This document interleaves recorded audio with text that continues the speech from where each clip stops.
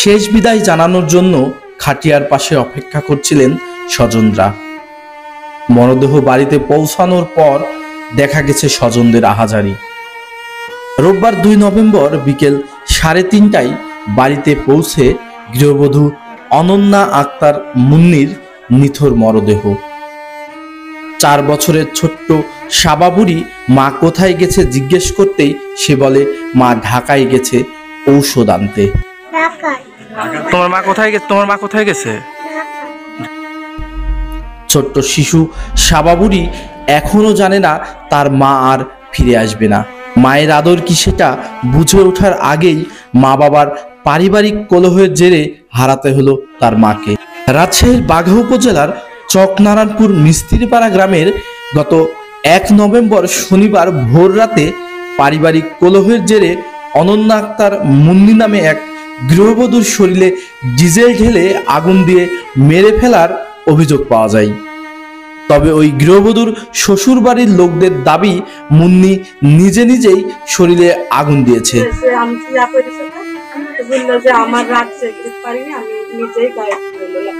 এদিকে গৃহবধূর মা মনোয়ারা বেগম কান্নাজড়িত কণ্ঠে বলছিলেন, আমার মেয়ের শরীরে ডিজেল ঢেলে আগুন ধরিয়ে পুড়িয়ে মেরেছে। এর আগে শুক্রবার দুপুরে তার মেয়ের সাথে সর্বশেষ কথা হলে জানাই, আমি আর নির্যাতনের যন্ত্রণা সইতে পারছি না।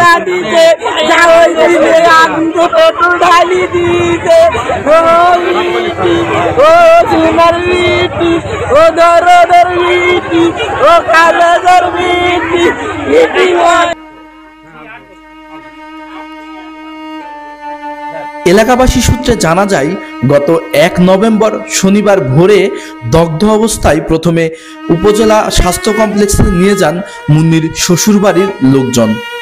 পরে অবস্থার অবনতি হলে সকালে তাকে রামেক হাসপাতালে ভর্তি করা হয়।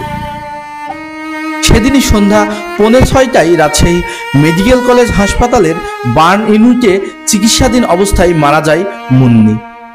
মুন্নির বাবা মাসুদ রানা বলেন, শনিবার সকালে মেয়ের শ্বশুর শহীদুল মাঝি মুঠোফোনে জানান তার মেয়ে শরীরে ডিজেল ঢেলে আগুন ধরিয়ে দিয়েছে। এ খবর শুনে ঢাকা থেকে ছুটে আসেন রাজশাহী মেডিকেল কলেজ হাসপাতালের বার্ন ইউনিটে। পরে সন্ধ্যা 5:45টায় চিকিৎসাধীন অবস্থায় মেয়ের মৃত্যু হয়। না, এটা ভালোবাসা করে বিয়ে করেছিল। এখন আরো বেশি যতকের দাবি করেছিল, তখন 5 লাখের কথা বলছিল। আসবাবপত্র আমি সংসারে যত যা লাগে সবই দিয়েছি, আমি সবই দিয়েছি। আর বিটির যখন যা লাগে চাই সাথে সাথে আমি বহন করি। করে জামাই নেশা ভান করে, মারধর করে, নেশা ভান করে।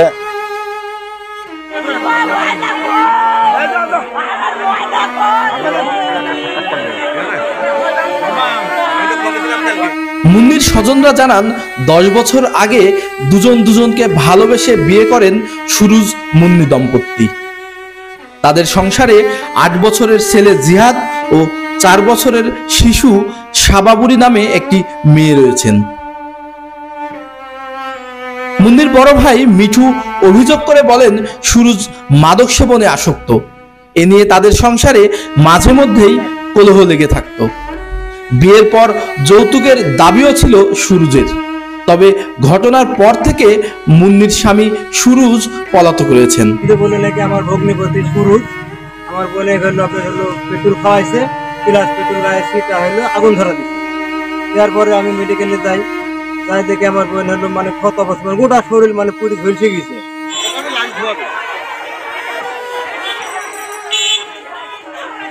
অপরাধী কি চাইবে যে আমি হলো অপরাধ করি, সে কি বলবে যে আমি অপরাধী? একটা মানুষ একটা পাগল হতো, তার গায়ে আগুন ধরাবে না। সে একটা নেশাখোর, একটা জুয়াখোর।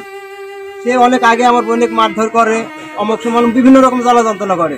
আমি তার তীব্র বিচার চাই, তার ফাঁসি চাই। রোববার দুপুরে সুরুজের বাড়িতে গিয়ে তার মা, 2 বোন ছাড়া আর কাউকেই পাওয়া যায়নি।